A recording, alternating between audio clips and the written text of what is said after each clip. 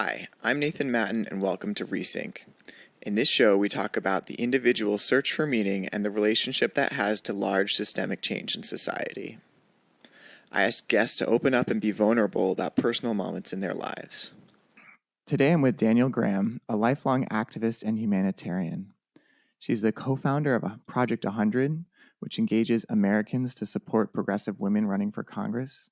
She was previously the head of the Tony Blair Foundation, and at the age of 16, Danielle co-founded Kids for Peace, which in 2017 engaged over 10 million children in its signature Great Kindness Challenge. So what's exciting and on your mind these days, Danielle?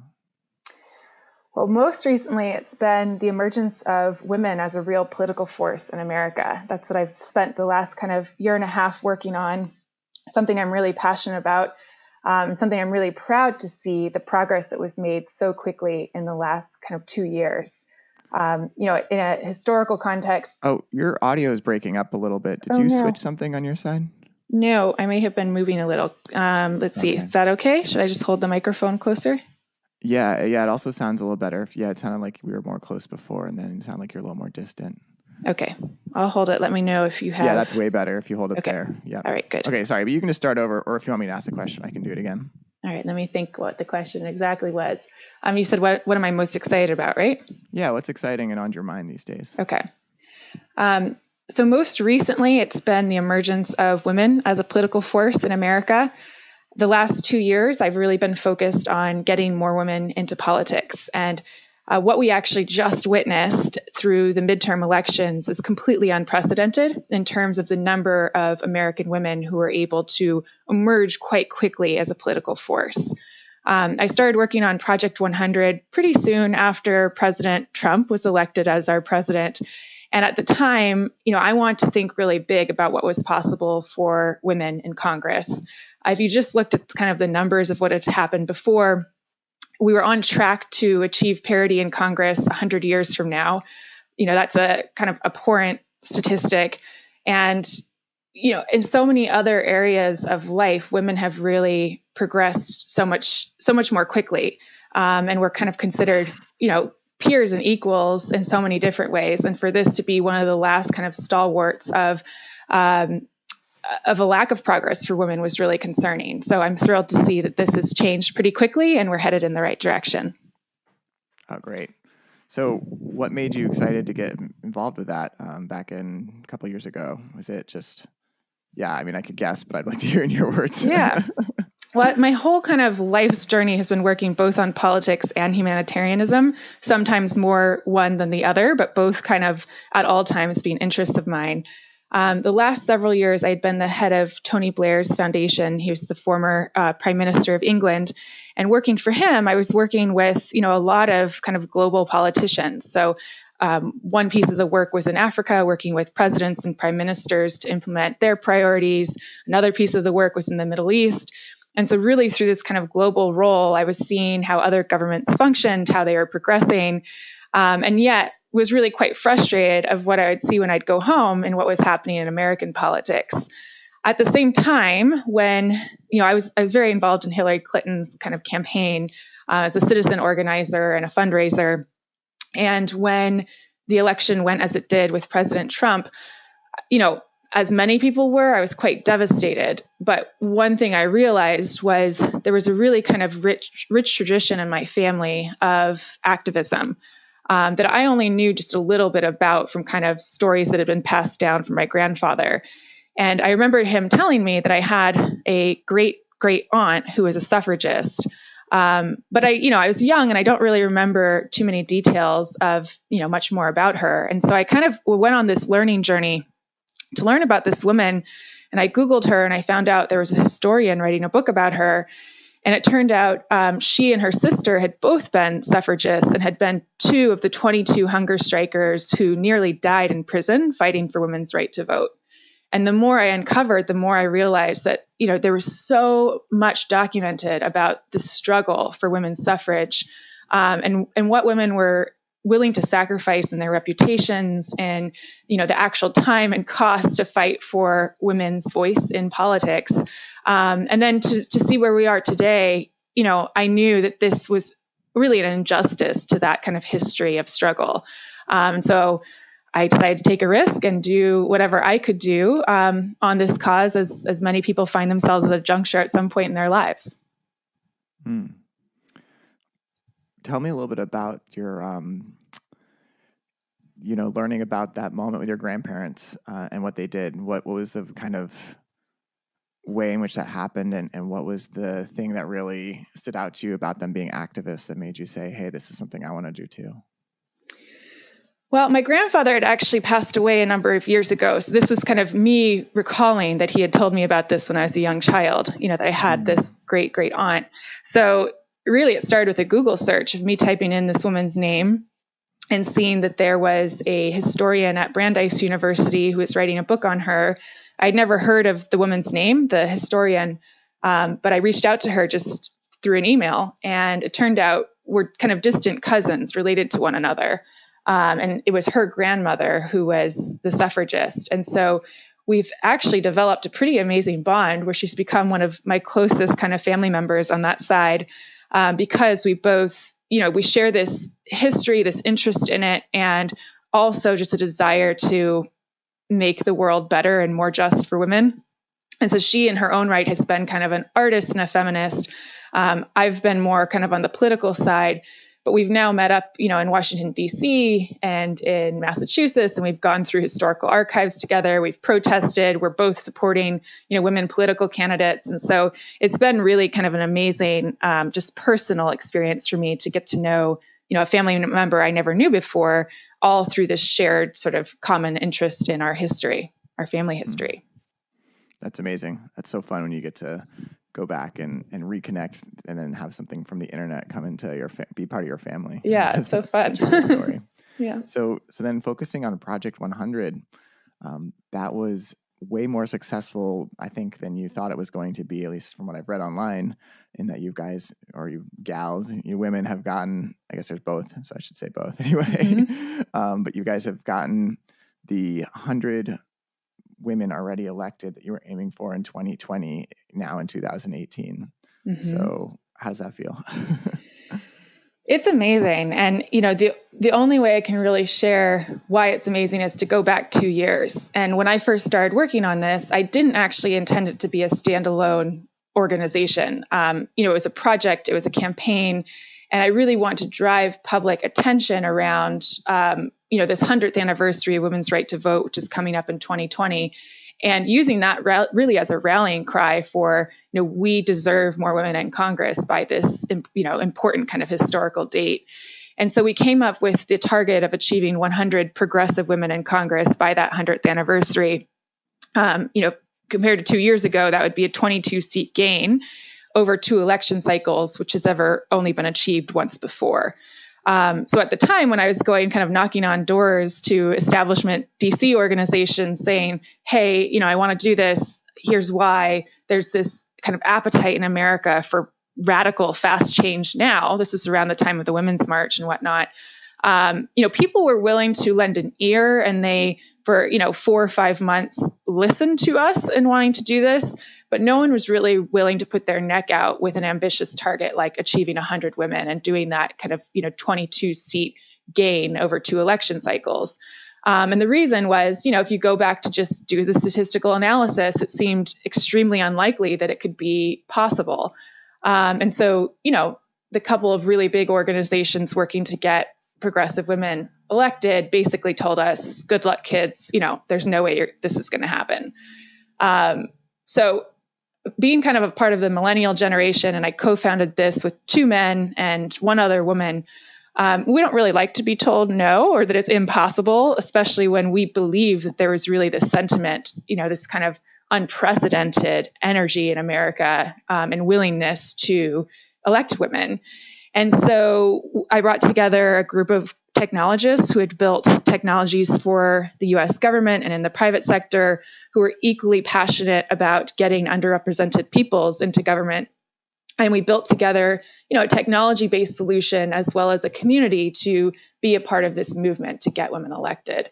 So certainly, it wasn't Project 100 alone that achieved this, but we are so proud that that target has been achieved. And we've begun to build a basis for a really kind of broad-based solution for any women who are running for office to be able to access a community of people who want to support them, funds to support their campaigns, and also visibility for their campaigns through the Project 100 community. And what do you think led to this unprecedented success? You said there's energy in the country. I'm curious what other things you guys helped make happen. And obviously it wasn't just you, but curious to hear a little bit more about why this was such a bigger success than anyone planned. Mm-hmm. You could get into the real nitty gritty of the political opportunity, and there were substantial opportunities in the House this year, just from the standpoint of how many open seats there were.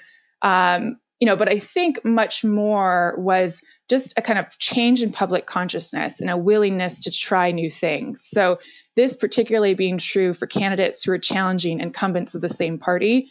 Normally candidates are really discouraged from challenging a kind of senior person of their own party who's held a seat for a really long time. And we saw a couple of cases this year, both with Ayanna Pressley and Alexandria Ocasio-Cortez, where not only were they supported, but, really kind of mass mobilization of people behind these sort of outsider candidates. And that's really testament to just the appetite for change we have right now, which I think the Me Too movement has helped influence. Certainly, Donald Trump's presidency and some of the more kind of moralistic issues people have with some of his leadership style. So particularly how he interacts with women and how he speaks about women. It really has been a rallying cry for men and women to want to see a more kind of just society for all of us. Right. So it was as much of the just moment and the fact that it's been 2 years now of lots and lots of news about how the current administration and the people that are being appointed there are not doing great by women. Right. And, women who were told it's not your turn, sit down, you don't look like the right kind of candidate, being willing to put themselves out there and, take huge risks and move forward. If you look at the cases that are sort of the most extraordinary of this last election, every single one of those women was told she shouldn't bother running. And yet she did. And, for months had to work really hard against the naysayers in order to develop a community of people who, ultimately helped her run and succeed. Were you guys part of a lot of bravery that too support before they completely went in public and went for office, or was that something that you guys got involved with after they had made that decision? So we are kind of the first rung of support for progressive women who are running. So compared to some of the more sort of DC establishment organizations where you have to hit a certain fundraising target, which is usually quite high in order to get their support, and you have to already demonstrate that you've built, a huge network of support in order to gain an endorsement. As soon as you declare you're running and you're progressive, and we can kind of verify your stances against our values, you receive Project 100 support. So we're really designed to be from the earliest days helping candidates raise money and raise awareness. So to kind of lower the barriers to entry into politics for women. So do you have any good stories, maybe telling me what one of those experiences was like to try and encourage this woman who was getting started to really go for it when there was some doubt or something of that nature? Yeah.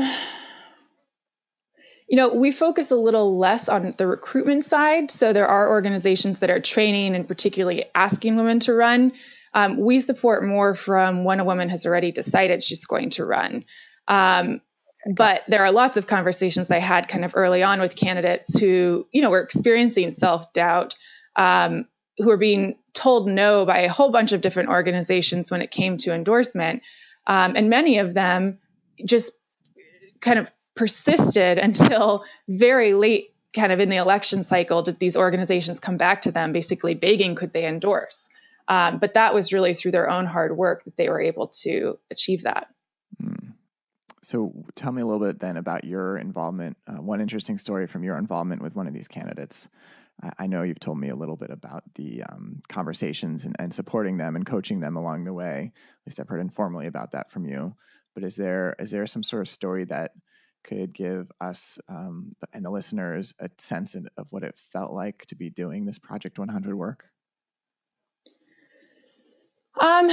So instead of the candidate side, I think I might focus just on what it was like for the co-founders, because we also were facing no's in different ways. So I mentioned that, even getting this started, the DC establishment told us kind of good luck. There's no way that this could succeed. Why would you support people challenging incumbents? A lot of these sort of questions from a certain viewpoint. We are completely citizen activists. Not a single one of us received $1 of pay for building this technology, for running the organization. It's completely a grassroots movement. So really getting this started, quite literally, I had a small apartment in Brooklyn, and I would invite friends over to come help us, build candidate profiles. We were introduced to people all over the country who wanted to volunteer to help us build candidate profiles, research candidates, support candidates, helping us with our social media, the design of our website, our graphic design. 100% of what we did was volunteer labor. And I think, that's really a testament, again, to Americans who see something that they want to change and are willing to give whatever they can. In this case, this wasn't built with a lot of money. This was built with a lot of time and a lot of passion. And I know, speaking for my co-founders, each one of us, made different sacrifices, and some of us really pretty large sacrifices in order to get this off the ground. In my case, I left a full-time, very good job to do this full-time for a number of months, really building it from the idea to bringing together the kind of core community of technologists and a writer and, everyone that was necessary to get this off the ground. And eventually, just speaking frankly, I ran out of the money to keep doing it full time. And so it became then a sort of all volunteer part-time initiative of people who were giving as much as they could, which meant weekends of time, evenings of time, occasionally using vacation time from our work to go work for Project 100. And, just seeing people willing to sacrifice and also to give in the ways they can, I think is really inspiring. And that's what, real grassroots change looks like.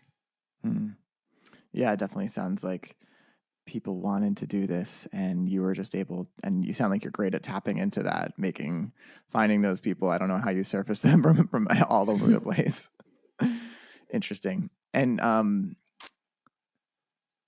I guess it's interesting you moved away from the candidates too, because the candidates have the kind of one of the interesting kind of parts of the story, right? Of having to push and push and push as a candidate against opposition, against the mainstream sort of strategy that you don't have enough endorsements, so we're not going to work with you.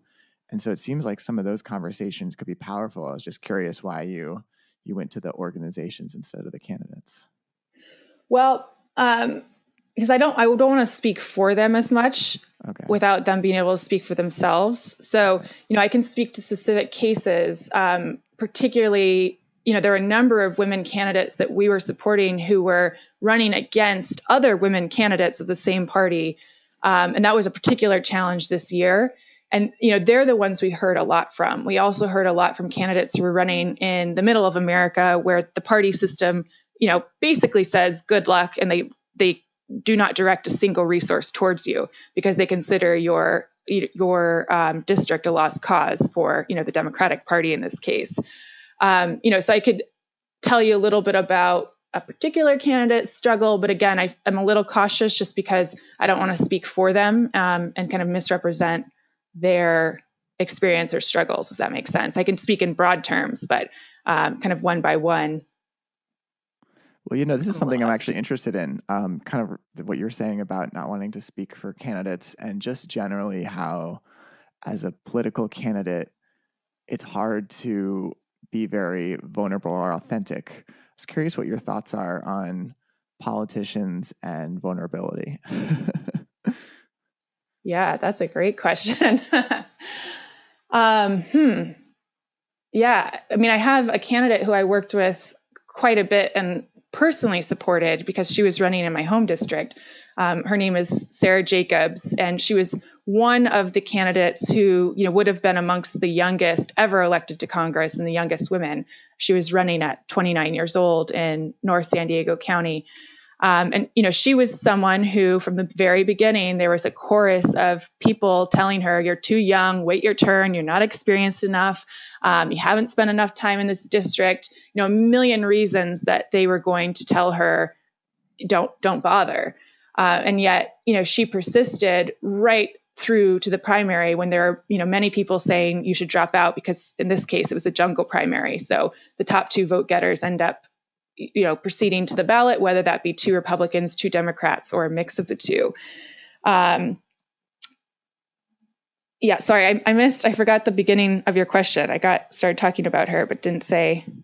Oh yeah, no, I was just asking about your thoughts on vulnerability. Vulnerability and politicians. Yeah. Okay. So she is a really good example. So cut out that little part there, but I'll go back to why. Sure.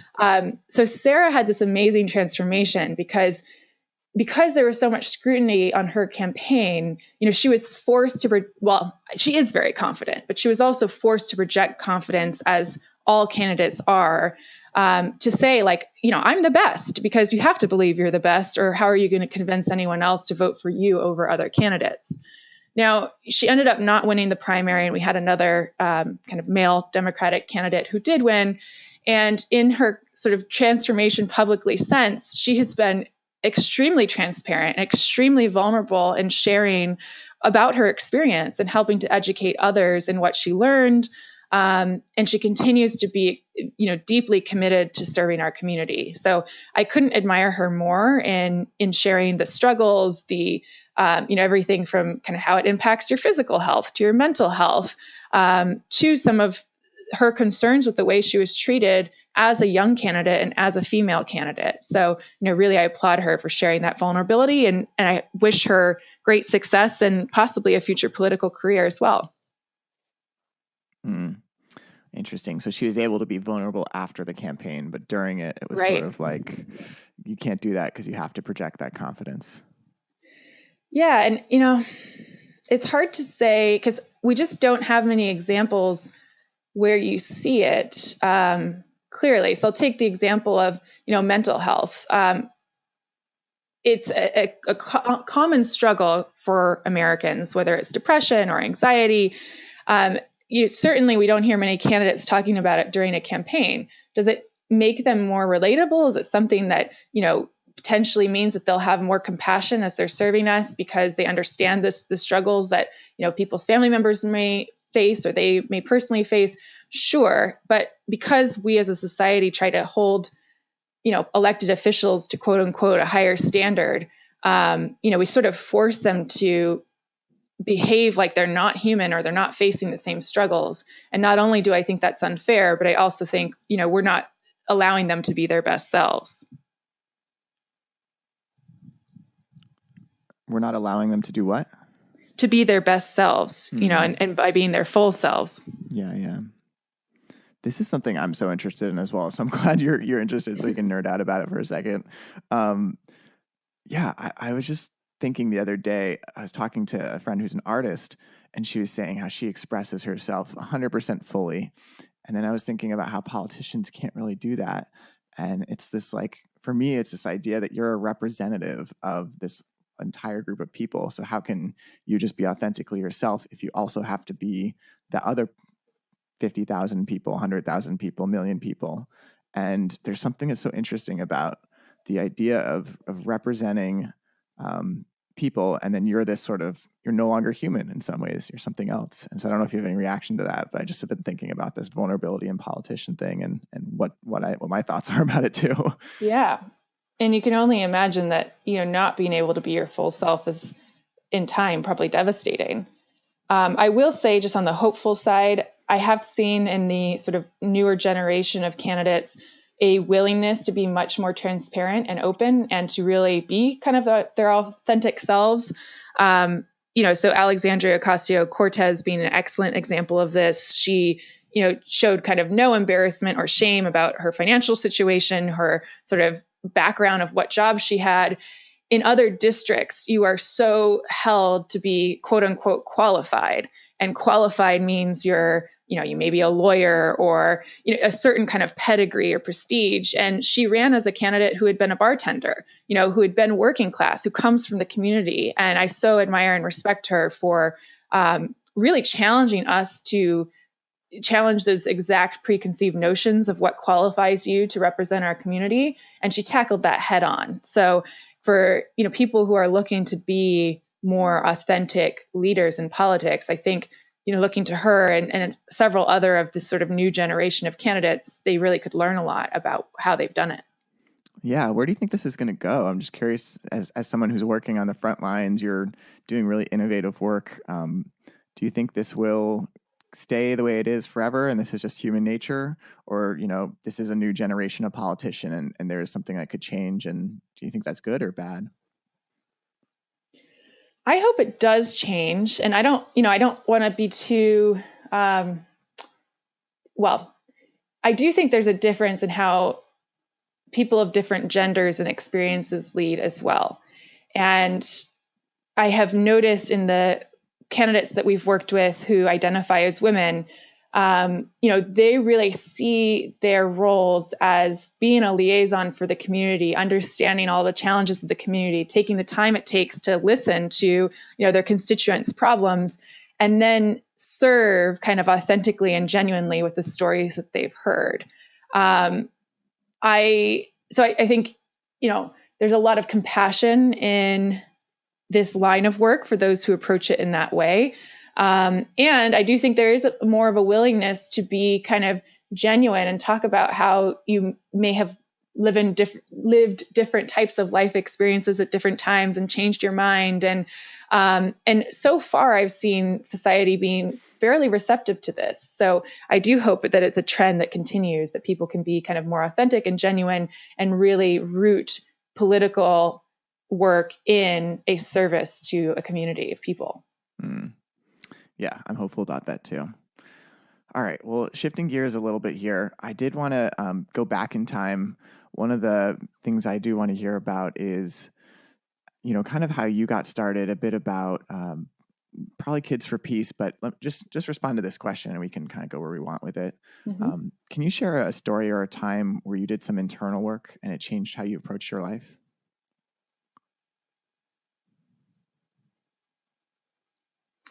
Yes. I'm thinking of which time, but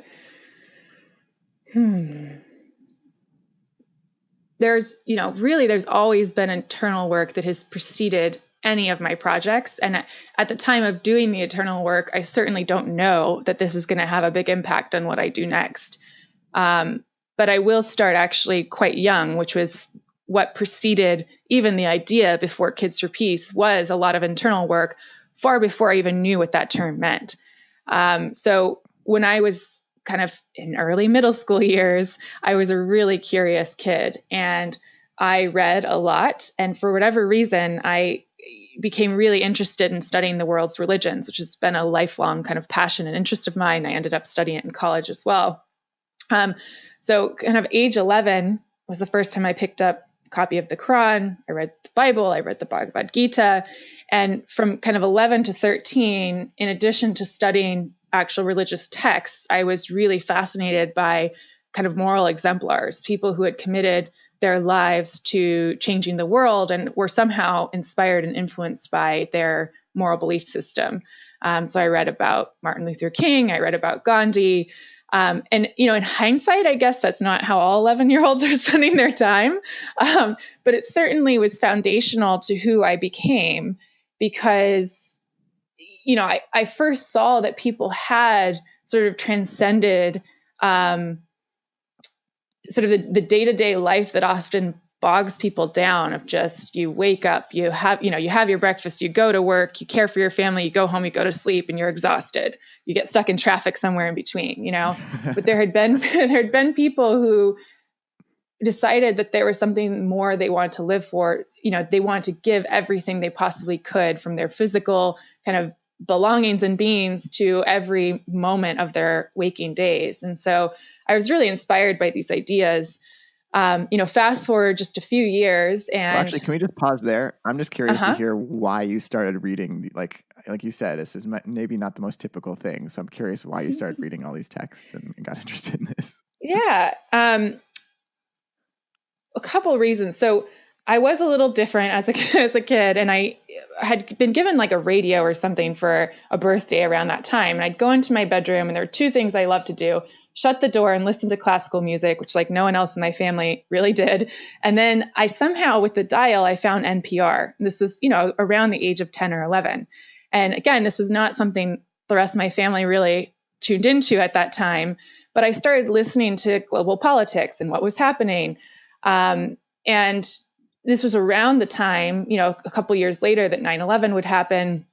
And I started hearing a lot about Islam, but I didn't understand Islam. And I was hearing about people who lived in Afghanistan, but, I didn't know what it was like to live there, why they believed what they did. And so the beginning of my sort of religious studies was really just to understand people who are different from me and why they believed what they did, what was a basis in text. And then, as I got a little more sophisticated in understanding it, realizing that it's not just a text, you have to really understand the context in which that text kind of lives and breathes. And so, yes, I did end up reading quite a lot in those years about different areas of the world. I love that it was inspired first by classical music and then NPR. Okay, yeah. That's perfect. Yeah. So then you were starting to say that you were reading these things, and then you were going to go onwards with that. So go for it. Yeah. So I was living in the Washington, D.C. area in Maryland during a pretty strange time to be a kid. This was from when I was 11 to 13. And in those few years, we had 9/11 happen. We had a sniper shooter who was going around randomly shooting people, including children. And so school would be shut down for this. We had the anthrax scare. We had, protests for people, sort of a 1 million person march type thing in Washington, D.C. to protest the Iraq War. And this was really my coming of age time, a real time of insecurity, of fear, of, America for the first time in my lifetime, or at least for my understanding of what was happening around me, being so afraid of the other that we were changing how we behaved in our day-to-day. And I remember sort of this moment of watching on CNN Shock and Awe. And then Shock and Awe was a sort of evening of bombing that happened to really start the Iraq War. And there was sort of patriotic imagery on the screen while bombs were being dropped. And I remember just having tears streaming down my face as a child, knowing that even though they were telling me on TV that there had been kind of pamphlets that had been littered around Iraq to warn people to get out, there were people in those buildings, and there were children just like me in those buildings. And it was really sort of a transformational moment for me to realize that there was nothing different between me and a child in Iraq who's sitting on the other side of that screen, who's experiencing one of the worst nights of their lives during Shock and Awe. What made you think that? Like if you can remember, go back to that moment, you're watching TV, you're in DC, there's all these crazy things happening. What made you think about the other side? It's so easy to just, see what's presented. What made you kind of have a different view? I think it was all that sort of the self-work, quote unquote, I'd been doing a couple years before, and I didn't even know I was doing it. But because I'd been reading the Quran and I'd been studying sort of, different areas of the world and the ways people live their lives, it suddenly breaks down those barriers. And, I was living in a pretty conservative community that, quite unfortunately has had a long history with the KKK and, has had a lot of hate.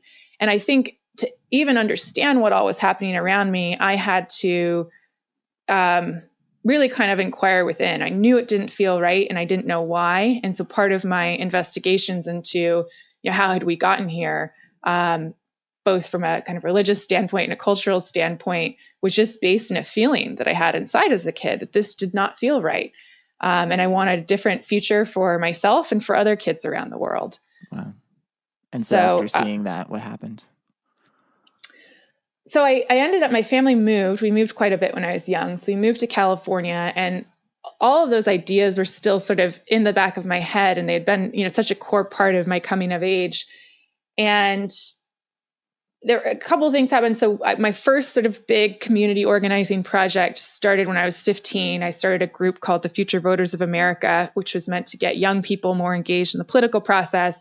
It was extremely local, but really starting with my high school and in my community, trying to get young people to care and to take action and to understand their sort of rights and responsibilities as citizens. And Kids for Peace, I actually started the next year. And it all started at a community party where I had just gotten my learner's permit driver's license, and my parents had asked me to be their designated driver for the night. And I, drove them to this party, and I was bored out of my mind because there were no other kids there, no other young people. It was all sort of 50-year-old adults. And I see a woman walk in who had a Gandhi pin on her. And, I thought, great, someone for me to talk to, just based on kind of my interests. And so I went up to her, and we had the most amazing conversation that night. She was a young mother. She had a child who I believe she had a 3-year-old and a 5-year-old at the time or so. And she had been experiencing so many of the same sort of feelings and anxieties that I had as a child growing up during this time and wanting a better world for other children, that she as a mother was so afraid for the future of her children and wanting them to grow up in a place where, peace was seen as a priority, and, care for one another and compassion and kindness and all of these sort of, simple ideals. And so I guess sort of maybe strange in the way most people kind of interact, but, I invited her to my house the next day as a 16-year-old asking a, 30 some odd year old or even 40 something year old to come over and to hash out, well, what would we actually do if we wanted to do something about this? So she came over, and, we knew that we wanted this to be a children-led movement, and that we believed that children had a really special capacity to change the hearts and minds of adults. They're listened to. They also just have such a purity, and we feel it in our bodies as children when something is right and wrong. And so we basically wanted to create a safe space for kids to come together and to create the social change that they want to see for themselves, their families, and their communities, and let that kind of reverberate through the world.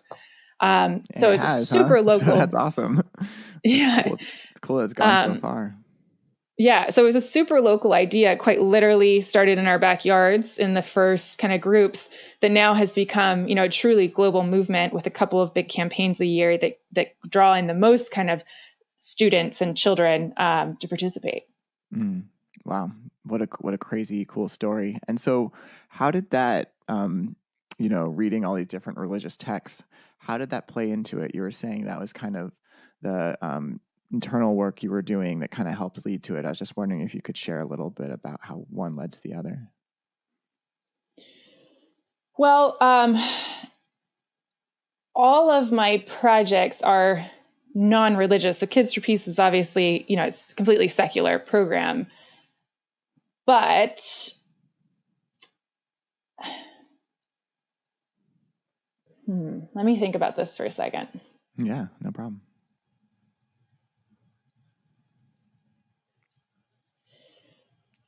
I think one of the main things that has been inspiring for me about it, more than kind of religion or religious texts, is these exemplary individuals who have been influenced by a religion, but have really embodied a movement. And they give me courage. They inspire me. I can learn from them just tactically in how they did things. So particularly on movement building. And very often they were struggling with, people telling them that they shouldn't do, they couldn't do, that it was impossible, and they persevered. So more than being kind of directly related to the work we do, although I will say in each of my kind of projects, there's a clear set of values, and the values, depending on your kind of religious tradition, you could see them as based in certainly a moral core.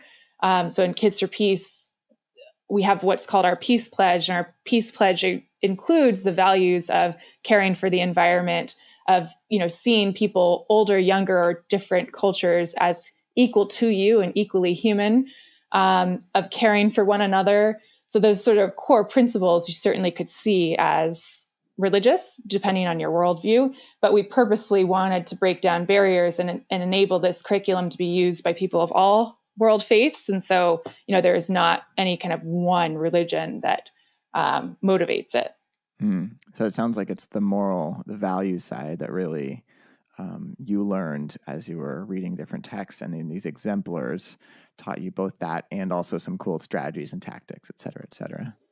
Yeah. And, working with kids, my real passion in Kids for Peace, while we're a schools-based system in the US and, we work in schools and community groups, my biggest passion in starting this was working in the most violence affected areas. And so, speaking of the techniques we learned to work with children, you can do yoga in an abuse center in, rural Bolivia, and children respond so positively to it. You can meditate in Afghanistan, and children will respond really positively to it.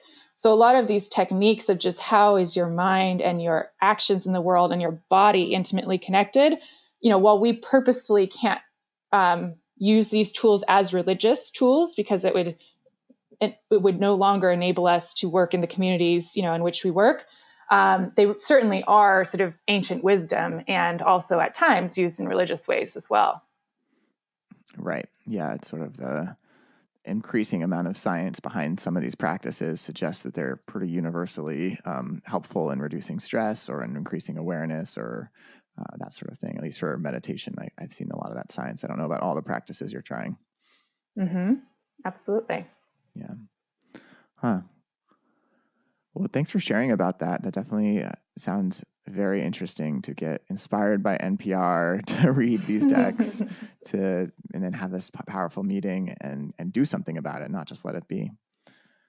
I guess I'm curious to just ask if there's any other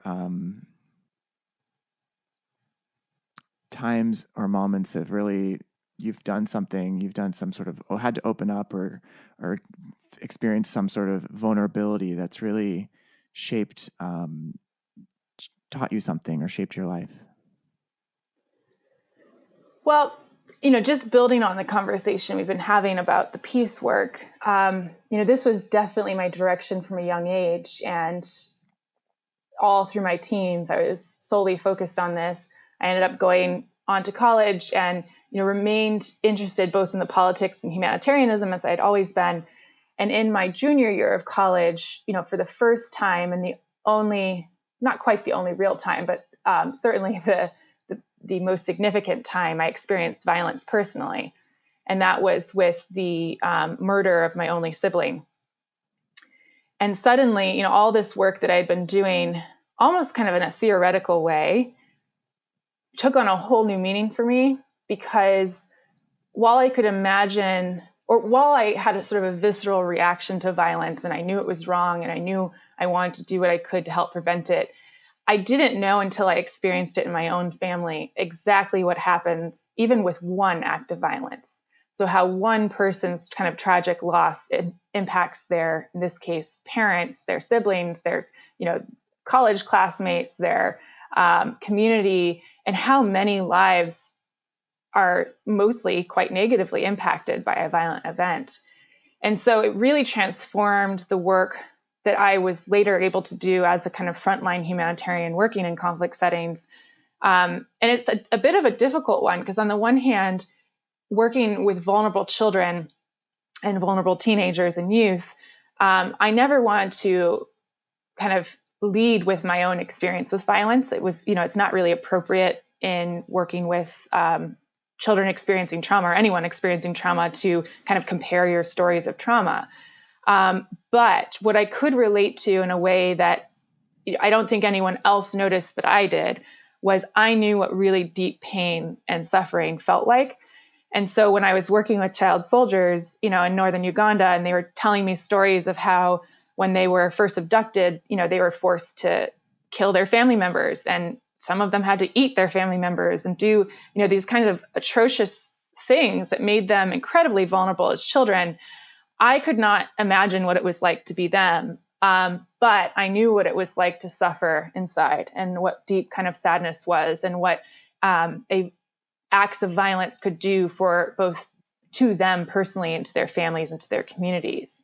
And so, there's been several things that have happened in my life that, while at the time that they happened, it was a sort of great suffering, they become some of the greatest teachers, and they really allow me to do my work in a much sort of deeper, more meaningful way, although I don't ever talk about it.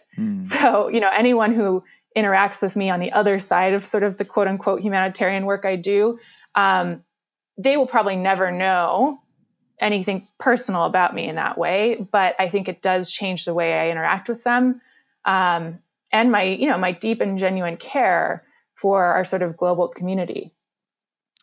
Wow.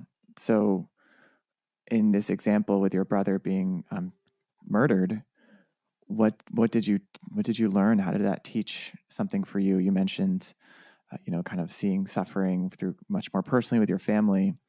Was something in seeing the suffering a lesson, or was there another lesson you took away from that, if you're willing to share about it? Well, just completely personally, it continues to be a great teacher for me. And spiritually, as that I have practiced sort of Zen Buddhism since I was about 12 as well. And at times in conjunction with my religious upbringing, which was Christian, and then at times just kind of fully. And I've really come to understand through a Zen Buddhist lens some aspects of death. And Thich Nhat Hanh, who's one of the teachers that I kind of most follow, uses science to help explain that matter is neither created nor destroyed, and when life is lost, it's actually scientifically not lost and spiritually not lost. It just changes its form. And so that has been a big sort of comfort and lesson for me as I think about what it means to lose people who are close to us. While you no longer have them in their physical presence, just the fact that you're still thinking about them is their life in a new form. And one of the things I did extremely early on in my brother's loss was I created what I call my embrace life list. Some people might call it a bucket list, but for me, it has a lot more meaning in being my embrace life list. And I did it as a living memorial for him. I didn't want to just kind of dwell in negativity, because there was so much that was tragic and sad and unexpected and, evil about the way he was killed. And I didn't want to just focus on all of that. I wanted to think about how could I, through the rest of my life, bring him with me on, amazing adventures and trying new things and trying to become a better person and, a kind of fulfilled person. And so to keep myself to it, I've always had the goal of kind of checking off, quote unquote, at least 2 of these things per year, one in honor of his birthday and then one any other time of the year. And it's things as simple as, this year I learned how to swim. I didn't really know how to swim before. Wow. I learned how to parallel park, which is kind of silly, to climbing really high mountains, to, taking cooking classes all over the world, to getting my motorcycle license, whitewater rafting, you name it. If I have thought that it sounds exciting or something I need to work hard to do and achieve, then I've put it on this list, and it's carried on with me for 9 years now, and it will well into the future. So he's taught you, and this, I guess, not just him, but the whole context of that murder has really taught you something about our interconnectedness and celebrating him even in a different state. Is that right? Yeah, absolutely. Yeah. Yeah, it's really hard. I remember seeing your post about gratitude for your brother and how you feel interconnected to him, even just as recently as this October on Facebook. So I know that that's something that's really a real and alive tradition for you. Yeah. Oh, well, thanks for sharing. One of those I don't things... know if there's... Oh, go ahead. Yeah. Oh, I was just going to say, as I said, I'm normally pretty quiet about these things, and I'm not even really a big talker most of the time. But one of the things that makes me more willing to speak about it and talk about it is that it actually can be we're in this shared human experience together. All of us are going to experience loss in different forms, and surprising or unsurprising sort of loss of human life. And one of the best ways we can serve each other is to share both our stories, our burdens, inspire one another. And so to the extent that, speaking about what I've learned about interconnectedness and both the science and spirituality of kind of life and loss, if that helps anyone else who might see or hear kind of those words, then thank goodness, I'm so glad that I opened my mouth for once, Yeah. And thankfully, you're not in the middle of doing work with someone else who's traumatized. So it's a very safe space to share about this if there's something that, others can learn from it, or if it's helpful for you. Right. Yeah. Cool. Well, I'm curious to hear if there's any, I don't know. I'm also still thinking about what you were just sharing. I guess my question is, should we wrap up in the next 5 minutes, or do you have another 5 or 10 minutes to kind of do a little bit more about what we were just talking about, and then wrap up maybe 5 or 10 minutes from now? Yeah, I have time. So okay. Whatever you need. Yeah. Okay. Yeah, no, I was just curious to hear a bit about how you use that energy you've talked about in your personal life to do things and take on these big challenges, even if they're smaller quote unquote challenges, like parallel parking, for example. I guess that could be big for you, but it also, could sound small to somebody. And so how have you used that energy in Project 100 or anything you've worked on currently? Is that kind of energy entered into that space, or is it not? It definitely is, because, I'm not sure if it's because of my brother's loss or if I always would have been this way anyway. But I am definitely a seize the day person, a willing to take risks person. And a lot of times the risks that we take, and you talked about this in your kind of opening podcast, but certainly to do the kind of work that we've talked about requires a willingness to take a huge financial hit, and often to work for no money at all, because if what you really want to do doesn't pay, sometimes that's okay, and if that's really your calling and that's what's in your heart and that's where you're going to affect the most change, you have to have some kind of trust in the world that you will be okay on the other end when, you eventually need to work at a Starbucks or whatever you need to do to kind of keep the lights on.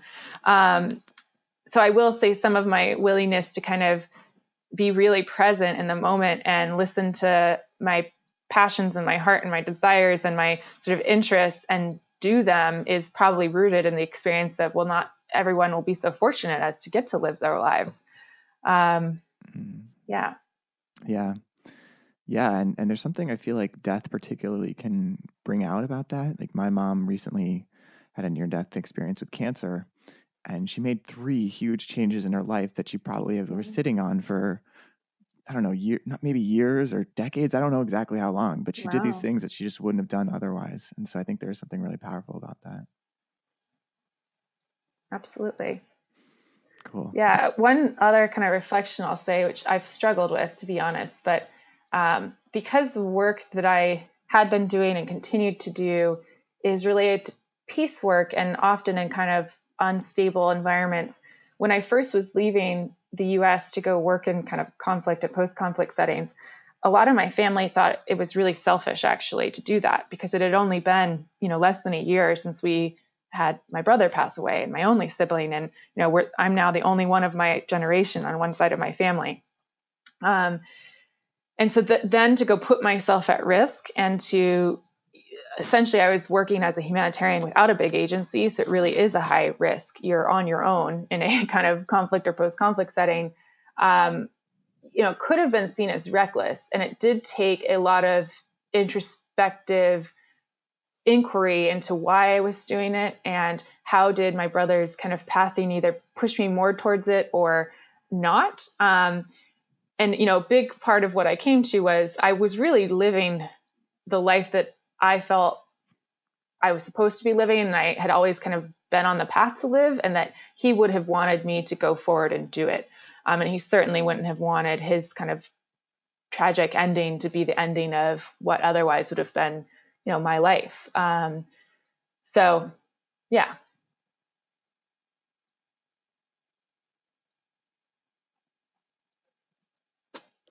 Sorry, I lost the last part. What you said? You said, so what? Oh, no, I didn't. It didn't really say anything. I just kind of. No problem. Yeah, take your time. I just there's been a little choppiness, so I just wanted to make sure I didn't miss something. I stopped holding my microphone, so now I'll hold it again. No, it's. I think it's the internet as much as the microphone. But anyway, go ahead. I think that was the end of that thought, but okay, fair enough. Yeah. Great. Well, yeah, no, thanks for sharing. I can definitely hear this is a tender topic as I would imagine, but a really powerful one too. So I just want to acknowledge that, and then I think we can move on a little bit. One thing I did want to ask you as we do wrap up is, one of the things that is really exciting about getting to talk to you is that you have helped in the ways that you can a new generation of leaders come to office, and you've achieved the goal of Project 100 2 years early. But I'm curious what people who wanted to continue this work could do today, and what you would encourage people who are listening to this to what action they could take based on hearing any of the parts of our discussion, really, but just sort of, I like to give people something that they can also do after these conversations, if possible. Great. Well, if anyone listening is interested in potentially entering politics themselves because they have some desire or passion inside for service, there has really never been a better time to be someone entering the political arena for the first time. So there are a number of new as well as established organizations that solely exist to train you and give you the resources you need to prepare your candidacy. In terms of some of the newer ones, the Arena Group is fantastic. That is a nonpartisan organization whose candidates tend to be progressive. If you're running for local office, Run for Something is another really exceptional organization. And then there are also organizations based on sort of interest groups, which I'd be happy to recommend if you reached out as well. So I really encourage you, if you have that desire, to pursue it, to learn about it, to see if it's something you really want to do. In terms of getting involved in Project 100, we would love to have more volunteers, particularly sort of especially skilled volunteers in the areas of design and technology, as well as political organizers. We're going to be sort of rethinking what our presence is in 2020 over the next several months, and then relaunching our site to be purpose fit for the next election cycle. So please do be in touch via our email address at hello@project100.org, and we'd love to hear from you. Great. Yeah, those are good calls to action. Well, yeah, I don't know if there's anything else you wanted to discuss or bring up. I definitely enjoyed the conversation, and I'm totally always inspired by talking to you. Oh, thank you. This was fun. Thanks so much. Yeah, no problem. Awesome. Have a great rest of your day. Okay, yeah, you too. And then the only other thing is that I need to stop the recording and make sure it uploaded properly. Okay. So I'll do that.